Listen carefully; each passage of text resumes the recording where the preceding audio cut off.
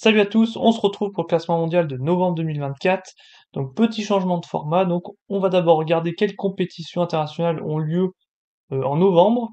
On a donc ici à gauche les différentes compétitions, donc de la compétition la plus, on va dire, grande, hein, avec les joueurs les mieux classés du classement mondial qui vont participer, jusqu'à la compétition où, en l'occurrence le WTT Feeder, où des joueurs un peu moins bien classés au classement mondial vont participer justement pour pouvoir monter et se qualifier pour dans des tournois un peu plus, enfin dans des compétitions un peu plus élevées comme le Contender ou le Star Contender.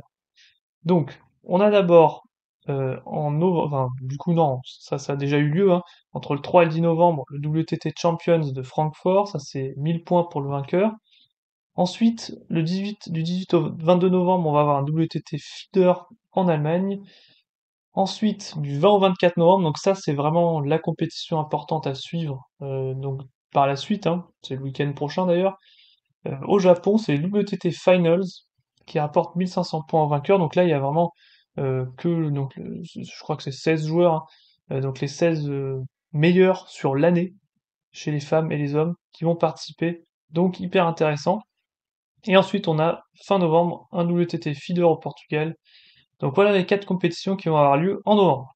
Donc maintenant, les compétitions passées qui ont apporté des points aux joueurs pour ce classement de novembre sont les suivantes. Donc là, il y a eu pas mal de choses en octobre, hein. On a eu 4 WTT Feeder, on a eu un Contender, on a eu 2 WTT Champions. Donc bon, le WTT Champions de Francfort, il était en novembre, hein. C'est juste que comme je fais la vidéo un peu tard, hein, là on est le 16 novembre, je l'ai rajouté. Parce que bien sûr, la WTT actualise le classement mondial tous les mardis, donc bon, je dois faire avec.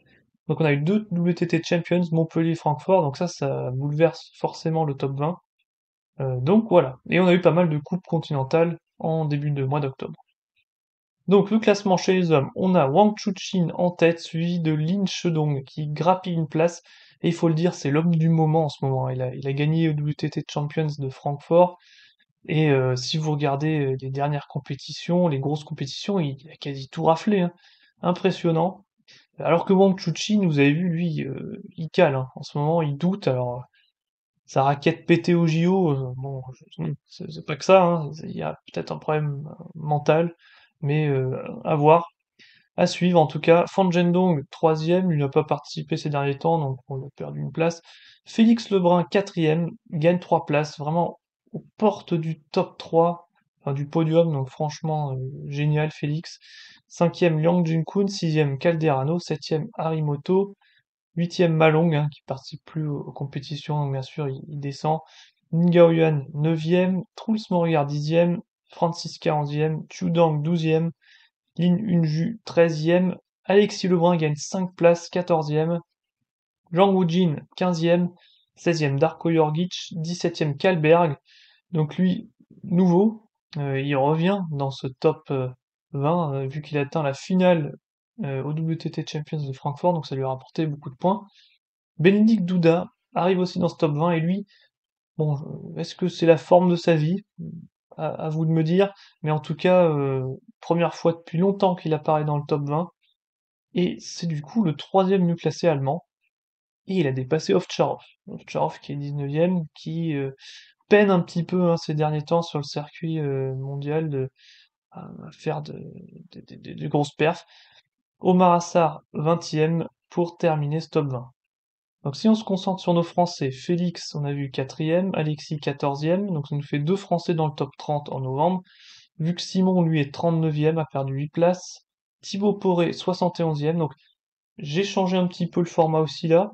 Le panneau attention là, c'est en gros les joueurs qui vont être le plus touchés par les points qui expirent dans le mois là.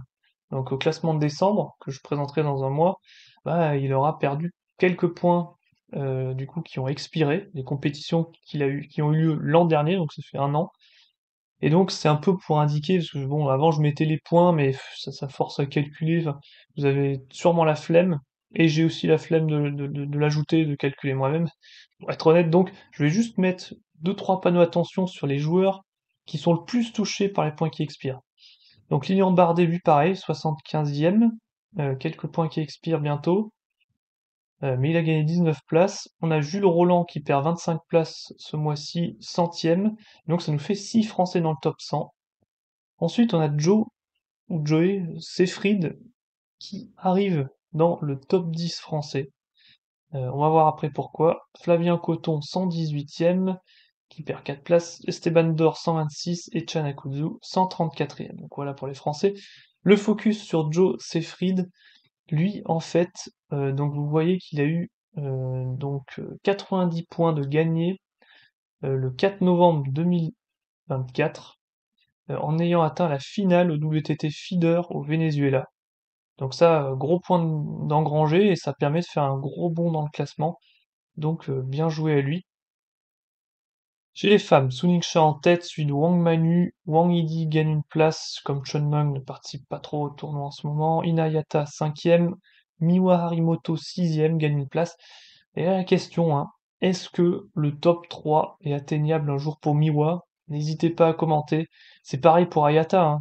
Elles sont derrière les top 4 la chinoise, mais est-ce qu'elles vont vraiment réussir à les inquiéter un jour? Chun Shing-tong, 7e. Satsuki Odo, pareil que Miwa, pareil que Ayata. Elles sont là, mais elles sont un petit peu en dessous des chinoises. Cheng Yiching, 9e. 10e, Itomima. Shin Yubin, 11e. Chien Tianyi, nouvelle dans ce top 20. Donc elle, j'ai mis l'ascenseur parce que depuis un an, hein, elle rentre dans le top 20, elle redescend, elle rentre, elle redescend. La raison, c'est juste parce que dans les gros tournois, il n'y a pas toujours, enfin, il y a un nombre limité de places pour les joueurs de chaque pays.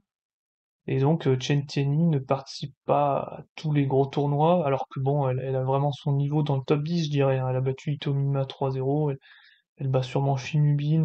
Enfin, voilà, donc l'ascenseur. Yarno Miu, 13e, Paul Canova, 14e, Adrena Diaz, 15, John Gifri, 16, Bernadette Sox, 17e, Yuan Jianan, 18e, Bruna Takahashi, 19e, et Pritika Pavad revient dans ce top 20, elle est toujours à la limite. Cool pour les Français. Donc, les Françaises, bien sûr. Focus sur nos Françaises maintenant. Yuan Jianan, 18, Pavad, 20. Ça nous fait 2 Françaises dans le top 30 en novembre. Charlotte Lutz, 70e, qui gagne 16 places. Et ça nous fait 3 Françaises dans le top 5 en novembre. Audrey Zarif, 115e. Camille Lutz, 153. Stéphanie Leyette, 215e. Nina Guojung, 228. Léana Auchard, 245. Océane Guinel, 254. Donc elle, c'est une des joueuses les plus touchées par les points qui expirent dans le mois suivant. Donc c'est possible qu'on ne la voit plus dans le top 10 français. Française, on va voir. Donc, et Cléa de Stoppler, 281e, qui arrive dans ce top 10, mais avec des points qui expirent aussi. Donc, le focus sur Charlotte Lutz pour voir pourquoi elle a gagné une quinzaine de places. Eh ben, elle a participé au WTT Champions de Montpellier, et ça lui a rapporté 15 points. Et sinon, ben voilà, c'est tout. En fait, rien d'autre à dire. Donc ensuite, chez les doubles, enfin chez les hommes, pardon, dans les doubles, on a Yuan Litsun, Xiang Peng en tête. Alors ça, c'est vrai que ça paraît étonnant, on se dit c'est qui? Enfin, on sait qui, non. On les connaît, hein, Xiang Peng. Yuan Litsun peut-être un peu moins connu sur le circuit international, mais voilà, ils font souvent des compètes ensemble, et du coup ça leur a permis de, puis quand ils jouent ensemble, ils gagnent généralement, hein, que ce soit sur des contenders, peut-être des star contenders, et donc à force ils ont engrangé des points. On a Alexis FX, deuxième, qui gagne 5 places, donc génial. Ce serait top de voir les deux Français en tête de ce classement. Lin Gaoyuan, Lin Shudong, troisième. Malong Wangchuchin, quatrième. Malong Lin Gaoyuan, cinquième. Shunsuke Togami, Hiroto Shinozuka, sixième. Liang Jinkun Wangchuchin, septième. Fan Zhenlong Wangchuchin, huitième. Les Suédois Carlson Kalberg, neuvième. Et on a une nouvelle paire de Singapour, Isaac Kwek et Quan Pang, 10e. Donc là, vous voyez, il y a quand même 1, 2, 3, 4, 5, 6, 6 paires chinoises. Donc en fait, ça dépend de qui participe, hein. Du coup, ils mettent deux Chinois ensemble, et puis voilà. Donc il y a beaucoup d'expérimentation, enfin, pas d'expérimentation, mais pas mal de. Enfin, il n'y a pas vraiment une paire qui joue toutes les compètes, et ce qui fait que bah, c'est pour ça qu'il y a plein de paires différentes qui généralement atteignent la finale ou gagnent, hein. Donc C'est pour ça qu'on voit 6 paires chinoises dans ce classement. Le double, donc chez les femmes, Chunmeng Wang Manu, Jeonji Ri, Shin Yubin, Cheng Yiqing Li Yunjun, Chen Tianyi Chen Chin Dong, Odo Satsuki, Yokoi Sakura en cinquième position, Nagasaki Miyu, Kiara Miyu, Balazova Matlova qui arrive dans ce top 10, Wang Yidi Suningsha, Sato Hitomi Hashimoto Onoka, les défenseuses, et Wang Manu Suningsha. Ça nous fait donc là 1, 2, 3, 4 paires chinoises, donc un peu moins que chez les hommes. Voilà, c'est tout ce que j'ai à dire. Et puis 3 paires japonaises. Dans les doubles mixtes, Wang Chuchin Suningsha, loin de tout, Lim Jong-hun Shin Yubin, Lin Shidong Kwaiman, Harimoto Ayata, Wang Chunting Du Oikem, Carlson Kalberg, Christina Kalberg, hein, Alvaro Robles Maria Chiao gagne 3 places, Lin Gaoyuan Wang Yidi, Ri Jong-sik, ah je me suis planté sur les drapeaux. Ah ouais, bon, bah j'ai la flemme de refaire la vidéo, donc vous pardonnez, c'est des Nord-Coréens. Donc Ri Jong-sik et Kim Kum-yong sont des Nord-Coréens et arrivent. En fait, ils ont eu pas mal de points lors des JO, et avec des points qui expirent, ben ils arrivent dans ce top 10. Voilà, c'est la seule chose à commenter. Et puis Bernadette Sox, Ovidiu Ionescu en 10e position. Voilà, merci d'avoir suivi ce classement. Portez-vous bien, hein. Et puis bonne journée numéro 5, si je me plante pas, ce week-end. Et puis à la prochaine.